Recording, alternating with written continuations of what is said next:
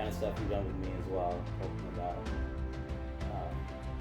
even getting to a level of consciousness where you're thinking about and reflecting about like important existential questions. Yeah. I think that'll be useful for a lot of people as well who are watching. Yeah. So, not to dumb it down, but like to bring it down to like the level of 20-year-olds. Very much well. like it. Yeah. Very much want to make it relatable and Relatable. practical for people, which is what the 5-step process is all about. It's how to actually Simplify. apply it, into your everyday life, and Yeah. how it's going to make a difference for you at whatever level you're at. Yeah. So for the absolute beginner as well, can do it. Cool. Well, you may be an absolute beginner, but I guess like even as a beginner, you're Neo. I'm handing you the red pill. You're still going to want to take the red pill to have the experience.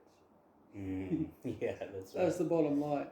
Yeah. And so, we're talking about acceptance and personal responsibility now. So that doesn't seem much a big deal. But then when you go total unconditional acceptance, total personal responsibility, that's a whole new ball game. And what that looks like. What do you mean by total experience? Like surrendering. That's right. And so that starts to confront. A person's ego, a person's. Is that real? Is that possible? Yeah. And so that's where the journey begins. Yeah. Because no, we can't do it perfectly, but we can commit to it in a genuine and full way. And the more we commit to it, the more it's going to transform our life. And so it's not about accepting ourselves perfectly or taking full responsibility for everything I think, therefore feel, say and do perfectly, but it's believing that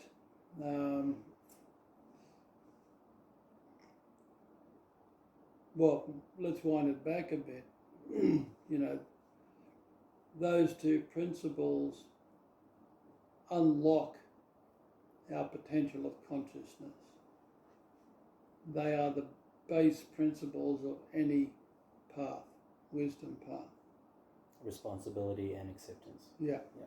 Whether it's Christianity, Hinduism,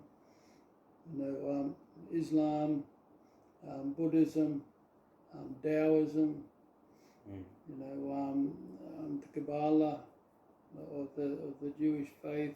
Because you studied those things, right? In an integrative way, yeah. Yeah. And the teachings that the deeper esoteric teachings that that came my way was an integrative approach to all of that. Yeah. So that was quite an efficient way to get into all those streams and have gain a deeper understanding of how everything is all converging to one point. And because like a lot of people responsibility is important, but like also victim culture is pretty big right now. Yeah, and the personal responsibility, that's its power. It cuts straight through that. Yeah. And so it's like the big revelation that is the red pill is that you are 100% responsible for and in control of your suffering. Now that does the ego mind's head in, but it confronts every aspect of our conditioning that says that they made me do it.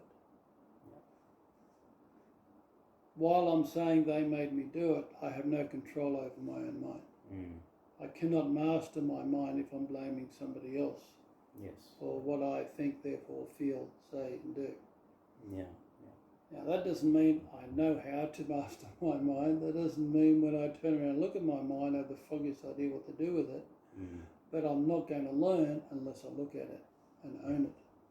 That's right. Yeah. It's like with anything, you know, if I want to be a craftsman, I've got to totally own my craft. I've got to devote myself to that craft and focus on it. And where this is about the craft of mastering our own mind. Yes.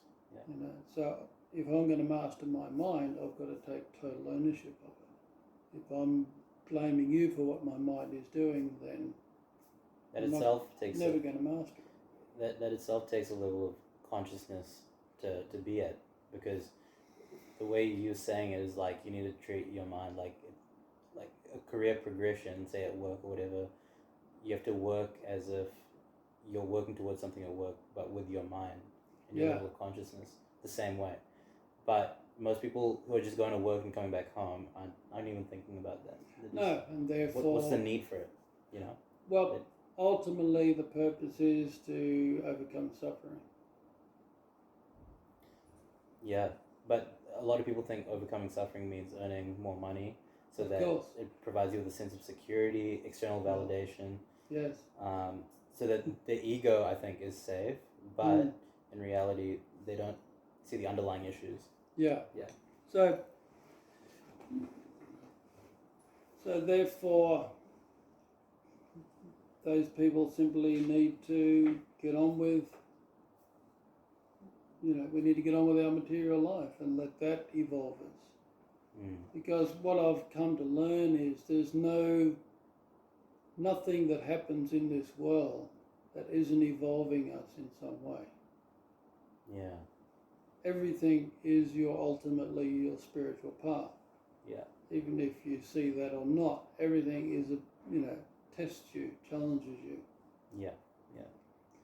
The shift is where Neo breaks out of the matrix, is that you come to realize that there is no power out there. All the power is in here. Everything that your mind, every circumstance and condition is summed up by your mind, by the meaning your mind is placing on those circumstances and conditions, which constitutes your own personal reality. Yes, yeah. So, there's 8 billion people on the planet, there's 8 billion different personal realities. But they're all common enough where we're all more or less on the same page. But in regards to general humanity, that page is 49% insane. Yeah. Hence all the suffering. Yeah. That's why everybody's got a different lens which they look at the same thing with. Yeah, which for most part enables us to function in a way that we feel is good enough to have a meaningful life. But occasionally, we hit the wall due to having, difficult conditioning, which keeps getting us caught in mental patterns that continually creates the same issues all the time. Which again points to the fact that I'm perceiving things in a certain way according to my conditioning. Therefore, I'm creating my own personal reality out of those circumstances and conditioning that is unique to me. Yeah. And you're creating reality, and you're creating your own problems, because the way you project yourself onto other people, they'll respond the same way. And so most of us are doing that without even realising it. We just take it for granted because it hasn't run us into a wall too many times. And so the suffering in terms of becoming truly consciously aware tends to be a very important catalyst that life has to wake Neo up out of the matrix. My suffering was chronic depression. It's not totally necessary for everyone. Some of us come in with a very strong intuition and intuitive knowing that cannot be snuffed out. That keeps driving them to certain revelations, and that breaks them out of the matrix. But for most of us, suffering, or a combination of the two. I had a combination of the two. I had the suffering, but I also had the intuition. Yes. And other cultures like that promote that more than other cultures? I think every culture that gets established, whether it's the great Roman culture or a native forest culture, they're older than the Roman Empire ever got, Yeah. and they all found their own ways to that. Psychedelics. Yeah. There's been in virtually all cultures. Egypt had it, and they used a snake venom. They distilled that, used that as a psychotropic drug. That was one of their things. How long does that work for before they... Who knows? But, it's like anything, like DMT. That's been used for centuries. Yeah. But it is found in nature in all sorts of ways. Joe Rogan talks about that a lot. Yeah. And mushrooms and all those things. So many of the great revelations that led to the great texts and wisdom teachings probably came from that. Yes. And so people breaking out of their individual mind into a more collective consciousness where higher knowing is. Yes. And a lot of people say like we're all a collective, our consciousness are all pulled in together at the very highest level of a person or consciousness. What exactly does that mean? I found that, to me, the path to that awareness and that feeling, that knowing, was the path to me. This is a very common thing throughout the teachings of the ages, and you find oneness through becoming one with yourself. So with my chronic depression, I was, suicidal, and the only way I could overcome it was to learn to accept myself unconditionally. And I was fortunate enough to get into a program that taught me that. And I also had an intuition that got switched onto that quickly. And so acceptance, when you accept yourself, it enables you to turn around and face yourself. The reason why we don't face ourselves, I've found through experience, is two main reasons. One, we hit a wall of fire of unconscious self-judgment, self-rejection that is just so layered into our consciousness.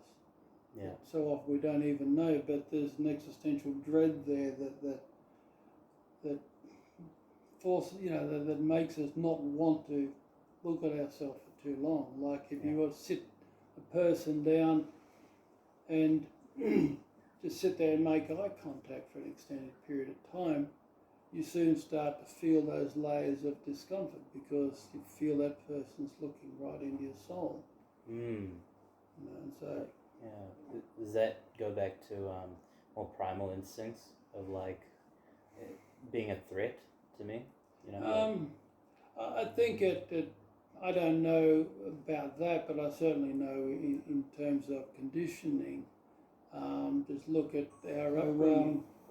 So you've got that wall of fire of self-judgment. But the other one is if I'm putting all my focus on myself, I end up confronted by an abyss of emptiness. A sense of being abandoned. That's when I've got a personality type that's very attached to people, very emotionally dependent on people. And so I'm very outwardly focused, more like a feeling type that wants to be attached to people to feel whole. And so I'm used to giving to people in order in the hope that they're going to give back to me. And but in the process, I don't realise that I'm constantly abandoning myself. I'm abandoning myself. I will compromise myself to stay attached to you, for instance. And so when suffering drives, if that's too out of balance, then, we'll just end up having relationship after relationship that goes pear-shaped. We attract abusers and things like that. And then wonder why they're abusing us so much. But it's like your conditioning has basically forced you into it. That's right. So when we try to put ourselves first, when we try to really look at ourselves, that's scary because we feel so alone. Because my attention of love is outside. I literally don't have the synaptic pathways that enable me to point that love toward myself. And so when I try, it's just there's no love. Being an issue, it just hits an emptiness. So that's really scary too. Well, it is going in, but it's by an external measure that could be taken away at any minute. That's right. And so the mind literally becomes conditioned into thinking that love comes from other people. But yet it's not rational because I'm giving love to. I'm very good at actually giving love to other people. But because we don't stop and think about where that love is coming from. It's not like I go down to Woolies and buy a couple of kilos of love to give to somebody. It's actually coming from my innate ability to love. And so... so we got to, again, wake up to what's going on and learn how to be that love to ourselves. And so that's where acceptance is so important, because that's the antidote to self-rejection. So that enables me to break through all those barriers to looking at myself. So when we look at ourselves, we are literally opening up Pandora's box, as that myth says. All of my potential's there, but all my self-rejection's going to come out and start beating me up as well. And the self-rejection is a mechanism to protect yourself? Well, ultimately it is, strangely enough. It's not rational because it's not put together by a rational mind. But it's all the ways that, as a child, we were criticised and judged for not getting it right according to some, standard that was in the family of origin or the particular culture that we continued to encounter. So as small children, we can't defend ourselves against those, because we don't have our own self-awareness. We don't have filters, and so it's just all going in. Even though it doesn't feel good, doesn't feel right, we end up absorbing it. And so you can imagine from the moment of birth, to the time we're 18, we're being impacted on day in, day out, day in, day out. It just goes so deep. So we don't know that we're rejecting ourselves at the time. We think it's normal. And it drives us to strive for excellence in other areas externally. Which can often compensate. I'm great at business, but I'm shit at relationships. But I can deny that because I'm great at business, and so on and so forth. A lot of my friends are that way. Always need to prove. I'll give you an example. One guy was trying to ask a girl out, like a waitress at a restaurant that we were at, but instead of going and just being vulnerable with her, he had to take it in stages where he would try to prove to her that first he was rich, came from a rich family, and second, he was, his status at work and his career was in a good position. And he ended up stacking chairs for her at the end of the night and ended up asking her out by the end of the night. But after that, he was very full of himself, thinking that my master plan has worked.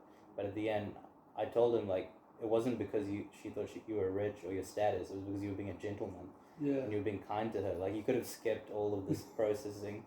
But in his mind, the conditioning is, I will get love because I'm rich. And maybe that's because there's low self-esteem. Attached to a particular image, to compensate for our lack of self-worth.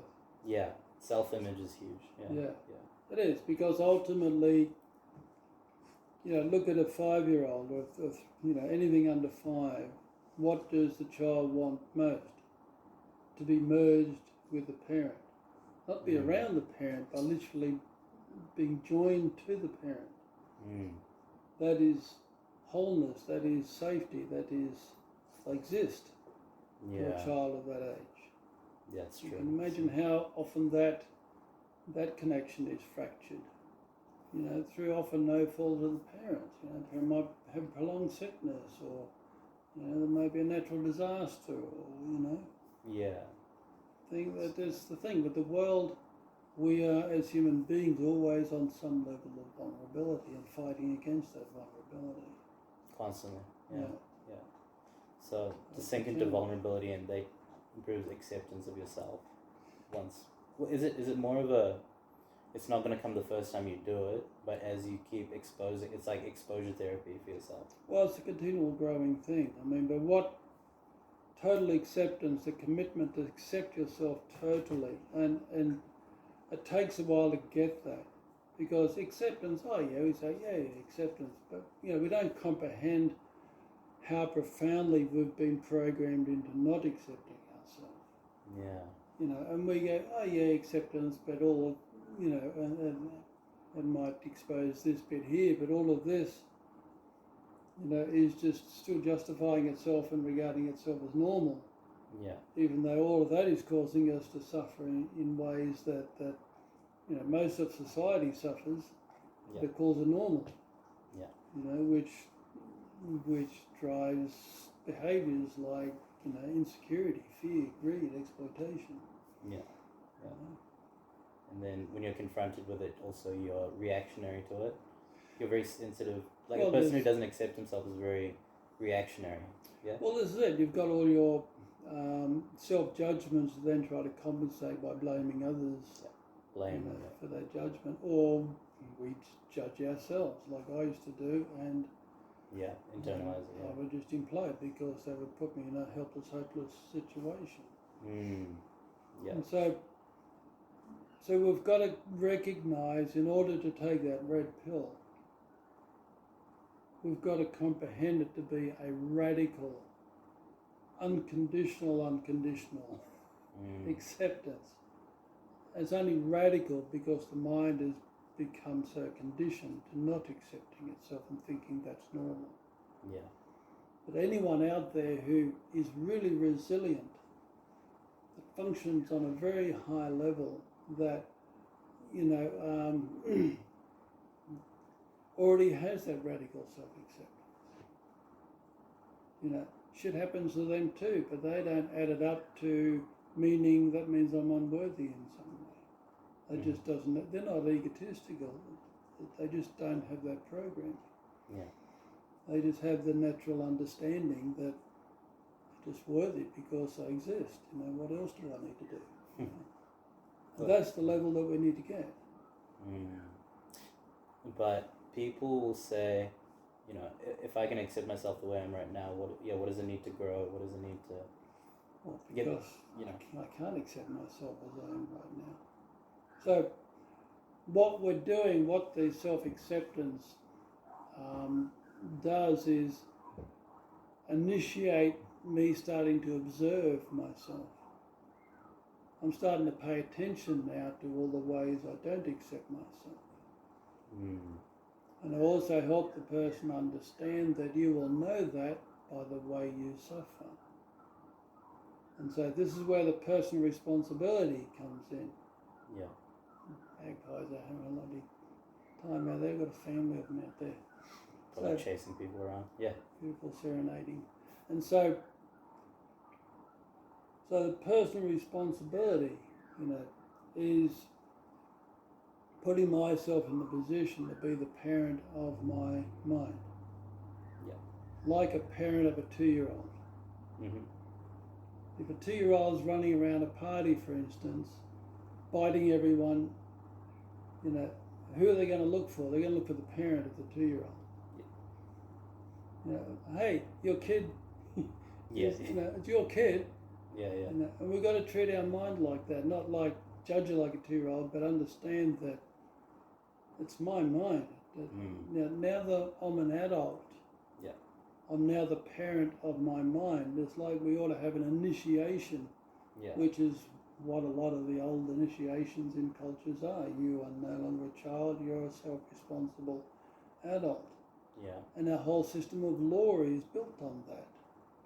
And yet we still don't really accept it fully, Yeah. And so that total personal responsibility means I'm no longer blaming my mind on other people, but self-acceptance means I'm not to blame myself for being human either. Yeah. But I'm here to take full responsibility for it. So it takes a while to join those two together. To the ego, it often seems like they're opposites. Yeah. Personal responsibility seems like a judging thing. Oh, that's really heavy, that's... Yeah. But it's not. It's actually freedom. Yeah. It's the key into my power.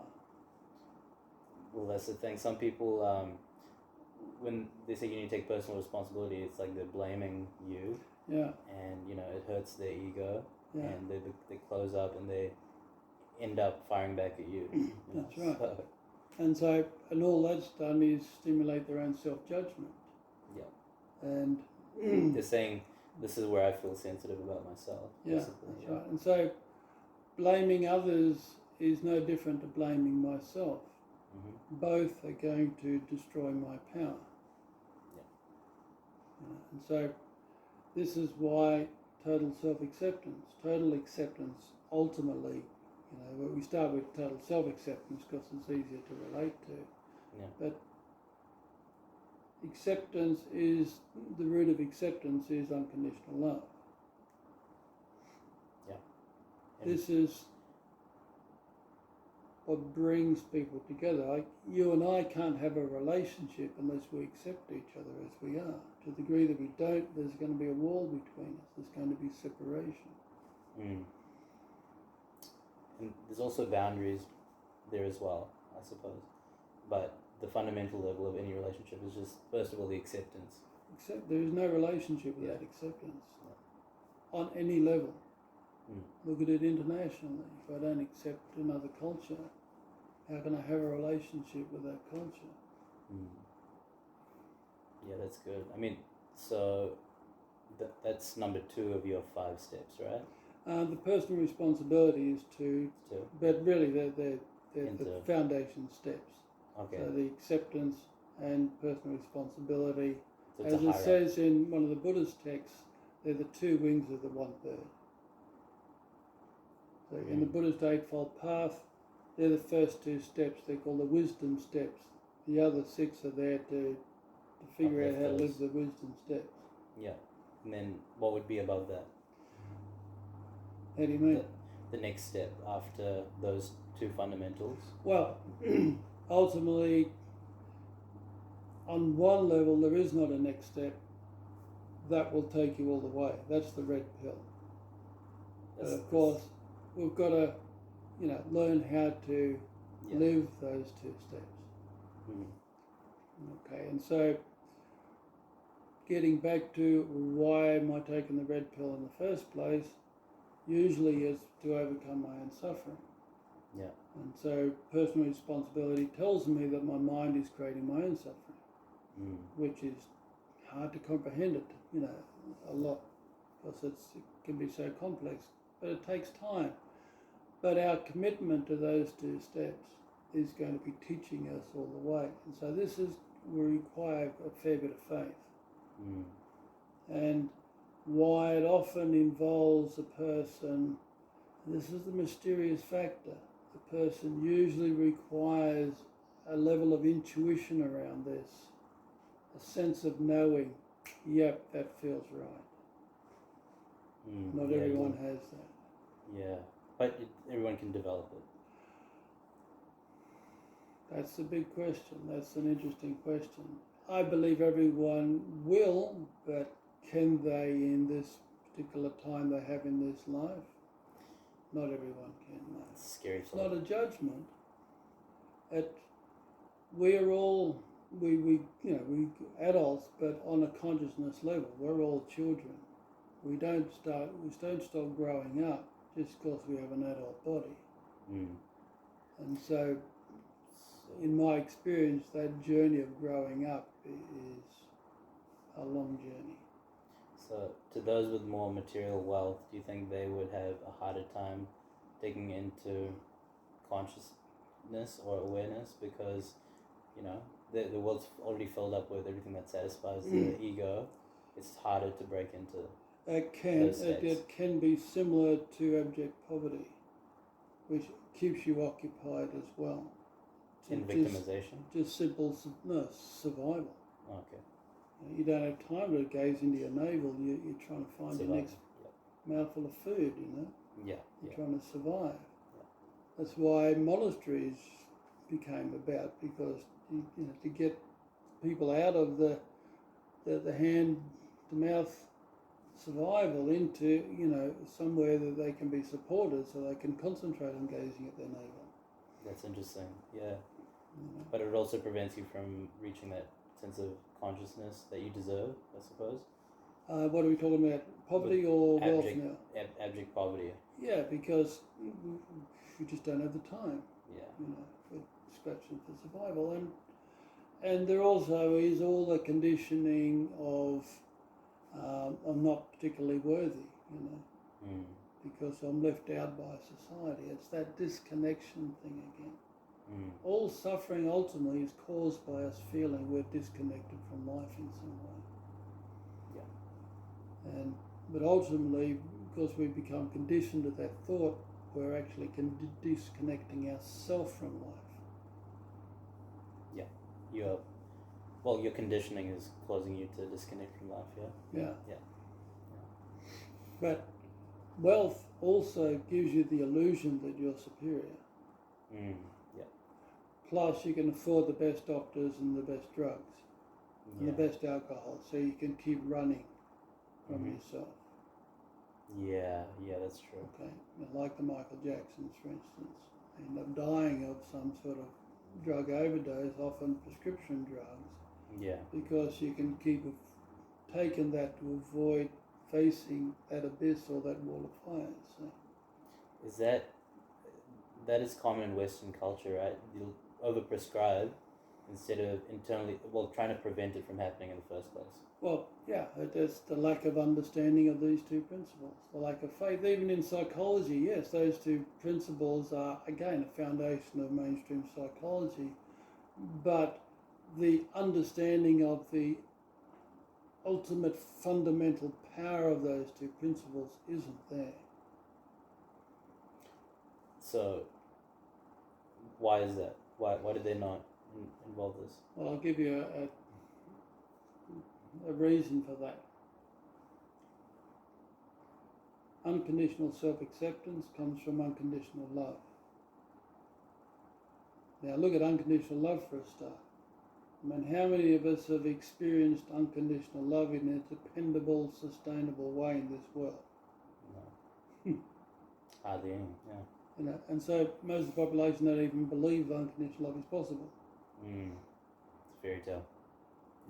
So there's an issue with science. Okay, but the most profound way that you get to experience unconditional love is learning how to love yourself. Not in an egotistical way, because this love isn't taking anything from the world. You're discovering that it's coming directly from a higher level of your own consciousness, where you can give from yourself to your own human self. So you've got this captive audience, this human child within you that you can love 24/7. Learn how to love 24/7. Now something profound starts to happen there. And that is, you are becoming the very love that you're giving to your humanness. You're not just loving, you're becoming that love. You're becoming it, through giving it to yourself. Yeah. And so, what does unconditional love do? Connects us together. There's nothing we want more than unconditional love. And when a child feels that unconditional love with his mother or father, it's heaven. It's arrived. You know, it's Well, and I think, so, yeah. but let's take that next step. So what are we with our parent in that moment? What are we in that moment of unconditional love with our partner, for instance? We're one with our partner. Mm. And so when we're loving ourselves in that way, we're becoming more and more love. We're becoming more and more one. What does one mean? There's nothing outside that oneness. So it's not just me and myself, it's me and you, it's me and the person on the TV starving in Ethiopia, it's me and nature, it's me and the dog down there, it's me and everything. Mm. We literally start to feel that, experience that, and then I start to realise that all these synchronistic happenings when I've been searching for the answers with my heart in the right place, life is almost like reaching to me and you know, and I start to realise this interconnectedness of everything. And so we start to get spiritual, we start to get mystical, we start to get into the quantum field theory of life. And this is where mainstream applicable science starts to freak out. It struggles to manage things on that level. It's almost as if they're trying to keep you down, you know? Like, yeah, I don't believe. Well, to me, that's getting into conspiracy theories, and then you've been a victim. right. Now, that doesn't mean that we don't get attached to our models or don't get attached to having power and we organise and try to, you know, like corporations and that want to keep their power and they try to monopolise. Absolutely, but it's all also human nature. Yeah. If we want to be safe, we don't want to be airy-fairy, we want to, you know, in terms of science, we want to have provable and so on, but then that ends up restricting certain areas of research, like you try to, you know, in Australian psychology, on an academic level, you try to research things from a spiritual level and you'll be quite marginalised very quickly. Mm-hmm, that's not science, that's prejudice, that's bias, you know. The evidence first has to be there for it to be prescribed. So why is that there? Because the only way to know oneness is to experience oneness.